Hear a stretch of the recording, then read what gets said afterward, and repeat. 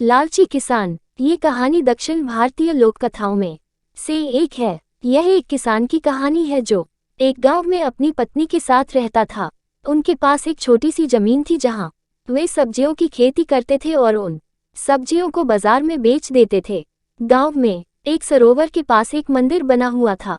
गांव के लोग सरोवर की देवी को मछली और सरोवर किनारे लगे पेड़ के आम चढ़ाते थे, इसलिए सभी को अपने स्वार्थ के लिए पेड़ और झील का उपयोग करने की मनाही थी। एक दिन किसान मंदिर को पार कर रहा था और उसने देखा कि पेड़ से बहुत सारे रसीले आम लटके हुए हैं। उसने चारों ओर देखा और पाया कि आसपास कोई नहीं था। यह अच्छा अवसर पाकर उसने जल्दी से पेड़ से एक आम तोड़ा और उसे धोने के लिए सरोवर के किनारे चला गया।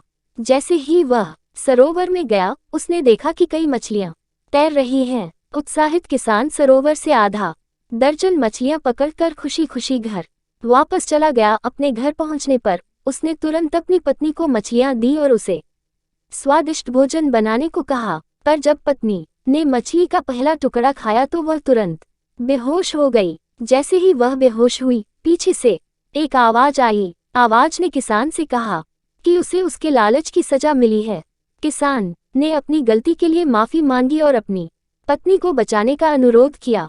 आवाज ने किसान को आदेश दिया कि मछली बनाने के लिए इस्तेमाल होने वाले सभी बर्तन उसी सरोवर में फेंक दे। उसने वैसे ही किया और इस तरह उसकी पत्नी फिर से उठ खड़ी हुई। ये कहानी हमें कभी भी चोरी न करने और हमेशा नेक रास्ते पर चलने की सीख देती है।